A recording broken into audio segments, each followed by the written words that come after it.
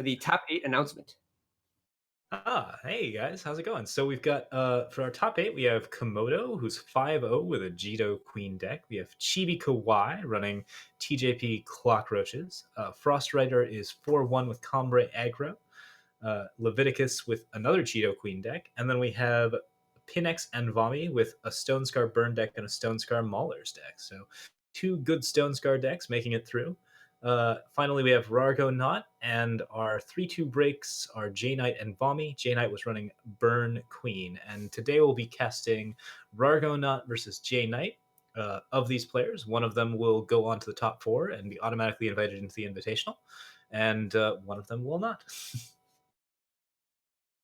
Should be a pretty exciting matchup, and there's a lot on the line, so it should be fun to watch. Yeah, it should be a pretty exciting round. So we're currently waiting for these players to get into the game. We have Rargonaut running a deck that we've already seen, Time Justice Primal, mid-range with Shimmer Pack. The last time we saw it, it was up against a sort of combo organized deck. So hopefully we'll see some other things from it where we get a little bit more interaction. Definitely the landscape tends to change a lot when you're up against a combo deck. So we might see a much more interesting game this time around. J Knight's Burn Queen.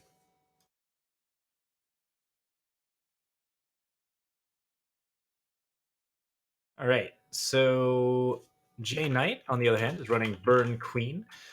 This deck has Flame Blast and quite a bit of just aggro. There's going to be, it should be a pretty interesting matchup overall. We'll see if he can get past all of the big threats that Rargonaut is going to be playing. Yeah, Jadeite's deck plays Bandit Queen, but it doesn't play very many token producers like the traditional Queen Jito decks do. It basically just has Grenadin Drone, Oni Ronin, and then Cabal Countess for cheap drops and Champion of Chaos. Oh. So it's a lot more dependent on finishing the opponent off with some Flame Blasts and Obliterates. It looks like he has some early drops straight away, whereas Rargonaut is playing more for the late game. He's got that harsh rule access, which should help him out a lot against some of the threats once they're fully put down. But he still needs some things to answer all of these one drops, because those are going to push in for a lot of extra damage, and that makes Flame Blast all the more scary. Yeah, a turn one Oni Ronin on the play is always really, really frightening. And when you can back it up with a whole bunch of Grenadin Drone Grenadins, that's a recipe for disaster. And then he also has Cabal Countess, so even if Rargonaut does sweep the board, Jaina can ambush that in end of turn and continue beating down for 4 or 6 damage. He has a clean turn one into turn two into turn three. After that, he's basically out of cards. So a harsh rule on five could be pretty devastating, but looks like he's still drawing gas. Yeah, so Ragnaut's going to be able to drop a 2-1 next turn, and then a Great Parliament to drop a bird into play, but it that isn't going to be enough to stem the bleeding all on its own. Champion of Chaos is already a 4-4 with no abilities. It's just the war cry from Oni Ronin giving it that. So once it actually gets more abilities, it'll be up to a 6-6. That's going to be pretty frightening. Yeah, I think that if J Knight draws a third fire influence this game, he's going to be able to finish it out with the Flame Blast. Yep. If Rargonaut gets to his harsh rule, he might live, but getting to the harsh rule is going to be a pretty tricky proposition. Oh, Islands okay. favor. So Island's favor instead of the Great Parliament. So now he's protected against the Flame Blast, but he's just going to die to the units. Yep. Looks like that's probably not going to be enough. He can silence Cabal Countess here and take it out, or just hold off and block it so that he can harsh rule. That actually seems like a better plan. Yep, so he's going to be down to a 1, but safe from the Flame Blast. So his play was definitely better than just playing Great Parliament there. Yeah, at this point, J Knight just has to draw into a Vara's favor or a torch. But if Rargonaut can recover very, very quickly and start getting some pressure down, that might be enough. Impending Doom is currently a 7-7, and Obliterate there is yet another card that can be played. J Knight chooses not to pop the Aegis and instead goes for the unit pressure, which looks like a perfectly fine play. Yeah, so J Knight actually can't cast either of these burn spells yet. But Bandit Queen is going to ensure that he never has to. Ragnar had a backlash, but you can't backlash a charging unit. Yep, just not gonna happen there. Yeah, he didn't have the power for the flame blast. That's right. But in any case, looks like that game was over pretty much before it began. from here, Rargonaut will probably be making sure that his Combre healers are up to snuff and making sure he has a more defensive line. I think the backlashes in the island's favor are already quite good, so we will see how that goes. Oh, and a little bit of a saltiness from Rargo in the deck names there. Yeah, he basically only has permafrosts in the sideboard. Like he doesn't have any lightning storms, but permafrost is super good against Stone Scar decks. They don't have any way to destroy the attachment, so it's just always going to be a one cost removal spell. Yep, it should be pretty solid against this deck. So the Burn Queen deck, considering its options, could up the number of Flame Blasts or possibly just make a couple of different additions. Um, the current strategy that he's running with seems to have worked pretty well of just overwhelming the deck before it can get anywhere. But you do have that basic problem of just making sure that you get across.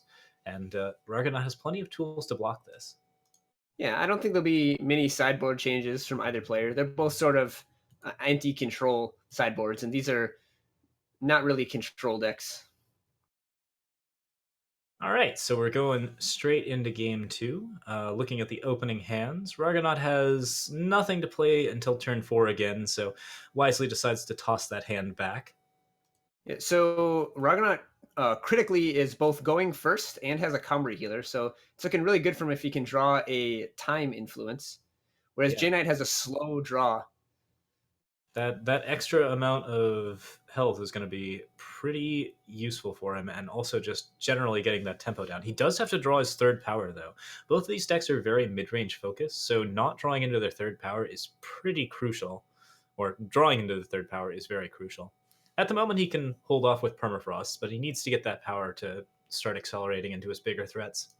Yeah, Permafrost can stave off the early damage, but if he's not deploying some threats of his own, you're like against a deck that has Obliterate and Flame Blast, you always need to put on your own pressure because even if you kill all of their units as soon as they put them down before they do any damage, you're just going to get burned out from 20 health anyways. So he definitely has to start putting on some pressure. Yep, it's definitely not good to be missing beats here, and this game might end very, very quickly if he doesn't end up drawing that third power. Cabal Countess coming down and pushing for a little bit of extra damage, and then moving straight into Grenadin drones. He's not afraid to spread wide on this board because Harsh Rule is a long ways away. Yeah, and these Grenadin drones are backed up by two copies of Bandit Queen, so this game is all but over at this point. Just an incredibly aggressive setup from J Knight, and Rargo, unfortunately, suffering with just two power. If he could draw a Lightning Storm, he could get out of this, but he'd still be pretty vulnerable to the Flame Blasts and the Obliterates that are inevitably going to come up. So, once again, this Geodude Queen might just push through and get the game done. Yeah, just draw. J Knight's game plan just was executed to a T there. Like he had a couple early units, drew out some removal spells, then he played a whole bunch of Grenadins and played double queen and pumped up the wide board for a ton of extra damage. And Ruggernaut just got crushed. He wasn't able to do anything but permafrost a few units. Double drone into double queen is the god draw of queen decks, even when the rest of the things aren't going all that well. And so we have a little bit of a GG there, and yeah, just a simple 2-0 and one and done. It was just real fast games. So J Knight will definitely be going into the top four, and unfortunately Rargo is locked out. Yeah, so congratulations to J Knight, qualified for the ETS Invitational. So we'll see him next week. And a great run by Rargonaut. He made it into the top 8. Just fell just short, but he has nothing to be ashamed of. That was a really good run. And he's if he plays in a couple ETS series, I'm sure we'll see him at next season's Invitational. Yeah, seems pretty likely. We're looking forward to seeing more from Rargonaut in the future. So J Knight accelerating. We're obviously not too sure who the other people getting into the top four are at this point, but we'll hang around for a little bit and hopefully we'll figure out what's going on. Yeah, the rest of the top 4 isn't quite shaken up yet. Obviously, that was a very quick match, and a couple of the others are going to take a little longer. So we'll continue to stay on the line and update as those matches come to completion. Yeah, so we saw a really strong representation from Rargonaut throughout the series. Like he had a really reliable, just wonderful deck. It's a shame that he just ended up getting rolled over in those last matches. But his deck is pretty slow and doesn't have as many answers as you would like to Cheeto Queen. Yeah, indeed. So we have our producer, the or TO rather, Rec Henner on, and he has a little announcement to make here. Hi guys. First off, thanks everyone for coming out to watch. Um, as the caster has just finished saying, we do not actually have all of our results yet. Obviously, we have J Knight versus Rarga not finished up, with J Knight taking one of the top 4 slots, which means he is going to get an invitation into the Season 2 Invitational tomorrow. Also in Discord, Komodo just reported that he won his series 2-0 versus Chibi Kawai. So that is our second top 4. And then we are waiting on the results of Frost Rider 111 versus Leviticus and Pinex versus Vomi. But as we don't know when those will wrap up, I'm just going to close out the stream and we will have the results in Discord in the tournaments channel. If by the end of my wrap up they have finished, I will read them out for you guys. But yeah, thanks to all of our players. This was a relatively small tournament because about half of the field had already qualified. But we still saw some excellent matches on stream. We saw some very sweet decks. It's unfortunate we didn't get to see Xanthier in the top 4. To bring Nightmare Oathbook combo to the Invitational, which isn't to say that we won't see some sweet decks at the Invitational, of course. And Chibi Kawai falling out with Clockroaches again, sadly. But good news for all the brewers out there is if the Invitational, as the Invitational is on Saturday, if the current schedule for the promo cards dropping on Tuesday is correct, those cards will be legal for the Invitational. So we are going to have a little bit of a shaken up meta. Hopefully the new cards are sweet, and hopefully our players can come up with a way to brew them into their decks, or maybe they can even come up with completely new decks.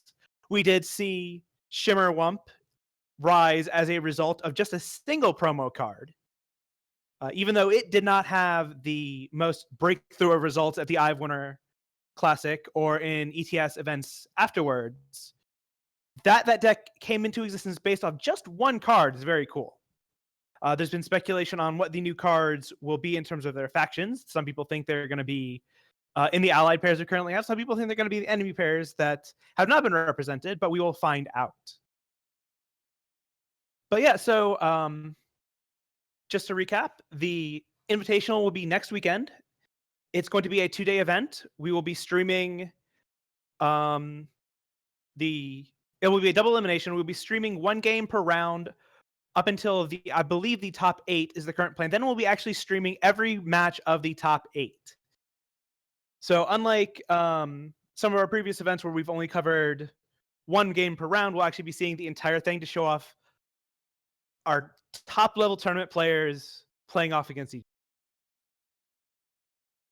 And then the week after that, as has been mentioned a couple times earlier on stream, is the Pillars of Amar Unified Team Tournament. That is a tournament where only 4 copies of each card can be used over all 3 decks, not including basic sigils. And of course, for more details on either of these events, check out aReNGeeEternal.com or check out the tournaments and tournament info channels on the Eternal Discord. And that will wrap up this stream, except for that I have just gotten one last result, which is Vomi 2-0 over Pinex. Vomi is actually a player that was just on the cusp of making it into the Invitational on points. He had 12 points, and the cutoff was 13. He earned those 12 points over 3 tournaments, which is very impressive. Oh, and actually, we also have Frost Rider 101 2-0 over Leviticus. So that is actually our top 4. Okay, well, worked out. And so, just to recap, that is Komodo 2-0 over Chibi Kawhi, Komodo on Jito Queen. Frostrider 2-0 over Leviticus, Frostrider playing Combre Aggro. Vomi 2-0 over Pinax, Vomi playing Stone Scar Maulers. And J Knight 2-0 over Rargon. Wow, all 2-0s. Interesting. But J Knight playing Burn Queen, as you guys just saw. But yeah, I think that will wrap things up. Once again, thank you all for coming out, and have a good rest of your Sunday.